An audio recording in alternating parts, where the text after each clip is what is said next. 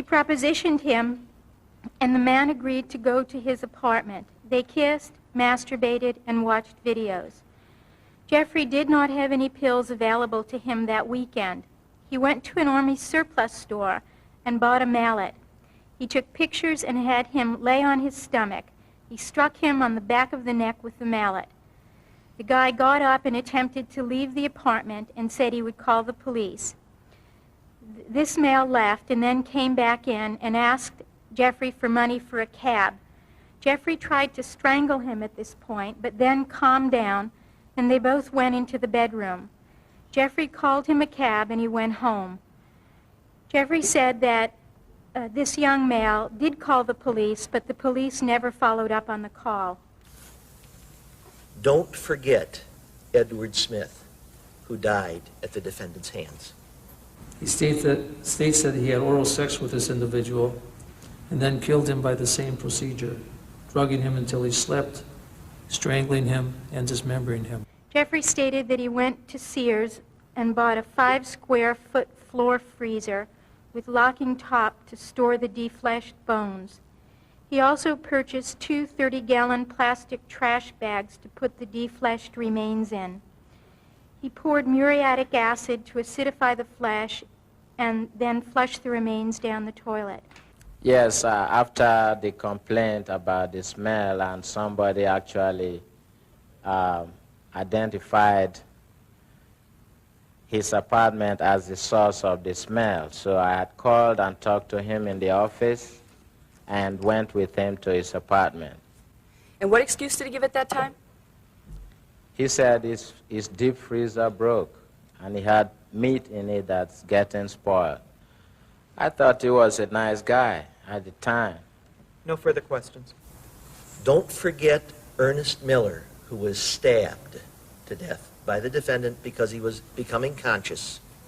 The defendant had to get a drink to do it. Don't forget Ernest Smith. He had only a few pills available. While the victim was asleep, he thought, quote, "How should I keep him," end quote. He did not want to put this person through any pain, and consequently he stabbed him in the jugular. He painted the skull with granite spray paint.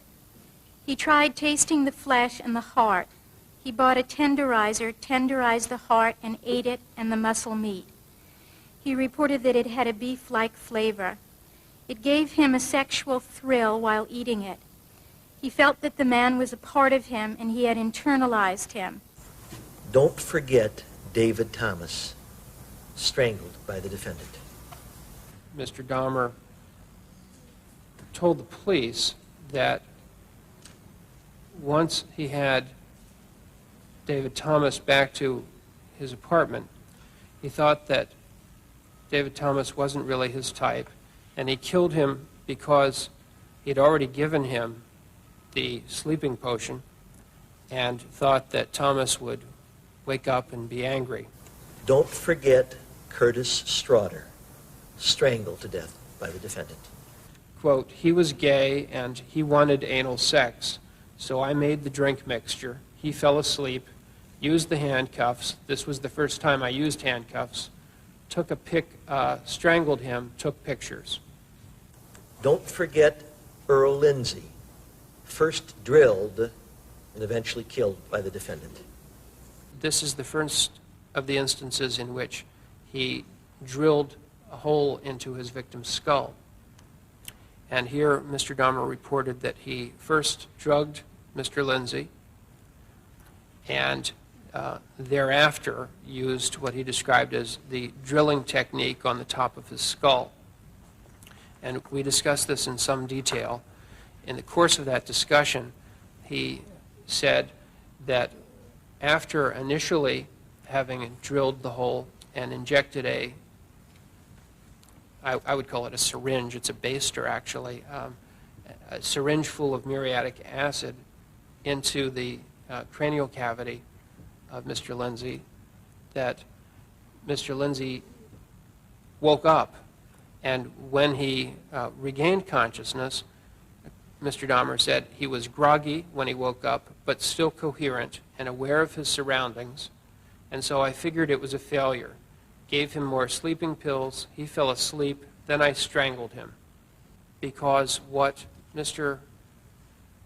Dahmer wanted here was the compliant sex partner, the zombie as he described it, rather than to have a corpse. It was his intention to keep this man alive if that was going to work, but when he concluded that he had failed to achieve the compliant partner with no will, only then did he strangle him. So what's another way to look at it is that when he couldn't have the zombie-like creation he was hoping for, he was willing to settle for a corpse. I asked him in that discussion the question, you didn't expect him to wake up and say, yes, master. And he said, no, no, but that was the general idea. Later in that same conversation, he said, quote, I was just trying to disable the will.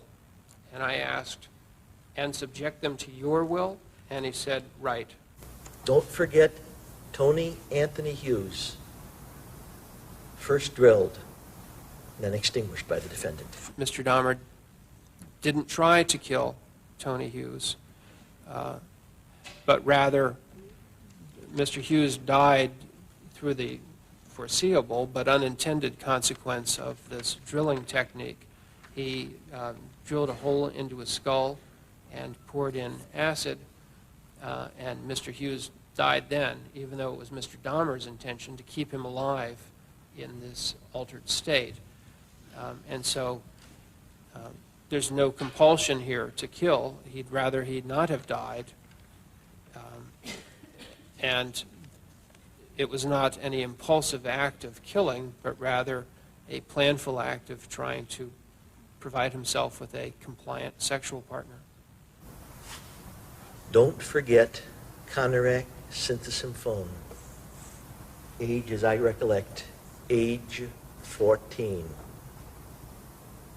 for a couple of days of sexual pleasure. He stated that he met him while he was walking around the Grand Avenue Mall.